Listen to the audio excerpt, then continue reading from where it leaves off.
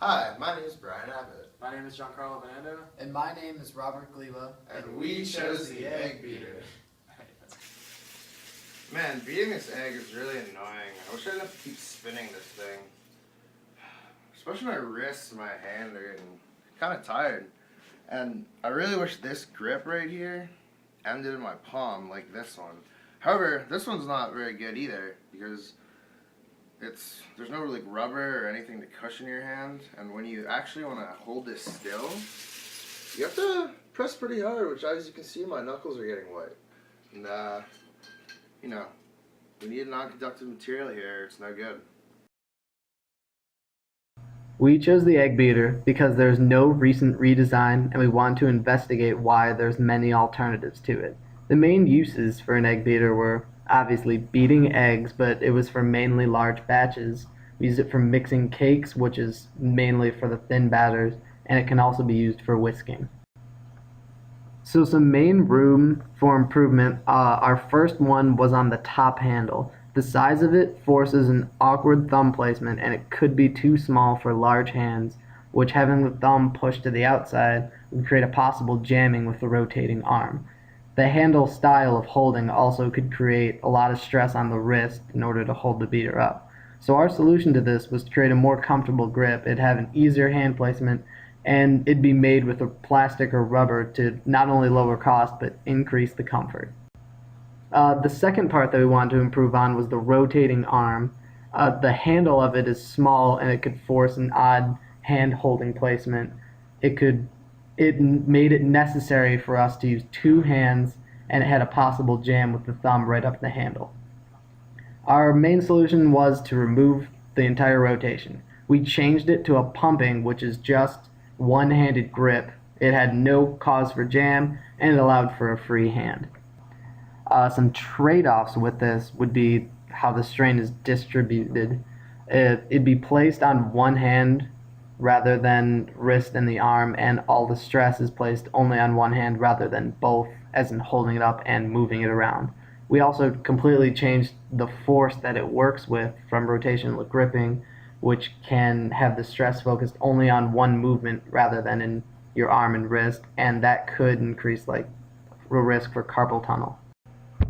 The potential market for our product, the egg beater, will be focused on professional cooks such as bakers or people who work in a quick restaurant, or amateur chefs, just those people who like cooking on their own, making breakfasts and their own home cooked meals.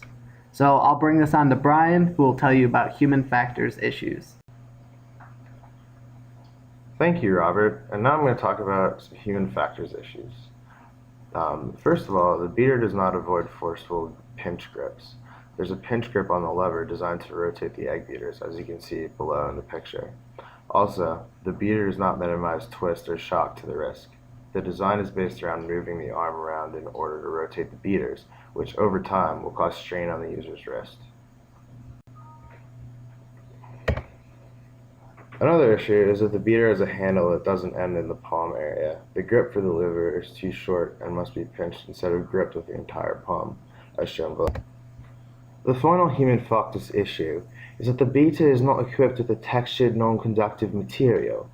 The main grip of the egg beater is made from a stainless steel like the rest of the tool. The main grip can get slippery when in use for an extended period of time and is conductive as it is metal.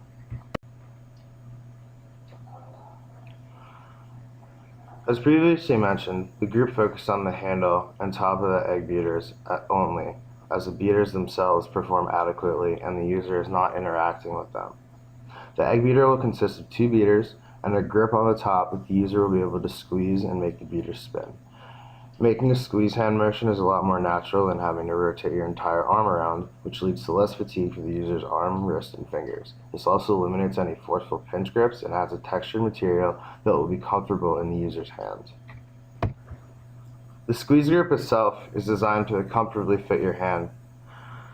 There is also an insert in the grip with grooves that sticks out a little bit, which is intended for the user's forefingers. This is also designed to be comfortable to the user's hand. Lastly, there's an indent on the top of the squeeze grip covered in the same polymer-based rubber that provides a resting place for the user's thumb. So here's some cost impacts of the new design. An ABS plastic base is cheaper to manufacture than a stainless steel base. The strong plastic with impact resistance and toughness should not be damaged unless damage is intentional for some reason, like a little kid were to grab hold of it. There's a minimal cost for polymer-based rubber, and since the end product is cheaper to manufacture, the company selling the product. So what we found from the egg beater is that the functionality of the egg beater, its design task, is actually pretty good. But what the team wanted to redesign were the handles of the egg beater to make it more ergonomical. The new design would need to be comfortable to use, intuitive to use, so that when the user first saw the egg beater, they would know how to use it, as well as pleasing to the eye, so that if it were placed in a visible spot in the kitchen, it would not look weird. So in our redesign of the egg beater, we made the handle 4 inches long as well as 2 inches wide. This would ensure that it would be able to fit comfortably with the palm. As you can see in the CAD drawing, we simply added decals to the bottom half of it because we chose not to design that and we didn't want to infringe on any copyright issues. We also created a rubberized divot on the top of the handle where you can see there's a black piece of rubber. This allows for the thumb to get a better grip to allow for more power and control when beating the eggs. The handle is also coated green to be aesthetically pleasing. Green usually works well with kitchen settings. We made the grip rubberized and gave it rounded edges to reduce a lot of the tension placed on the hand with the original egg beater. We also made the grip 1 inch wide. This way, most of the gripping motion would be done with the most torque in the strongest part of the full hand grip motion. This way, there'd also be the least amount of tension in the finger contraction, as the fingers would be mostly straight for most of the action. We also put divots in the rubber grip to lend it to being easier to handle. We also decided to include all design specifications. As you can see on the left drawing, there's a break to show the actual part of the CAD drawing that we did of the redesign. In the middle, you can also see a close-up section of the rubberized grip, and on the right, you can see a side view of the grip. We hope that this redesign will be used in future designs of egg beaters. We see a good potential market for it, and we'd just like to thank everyone for sitting through our incredibly boring video.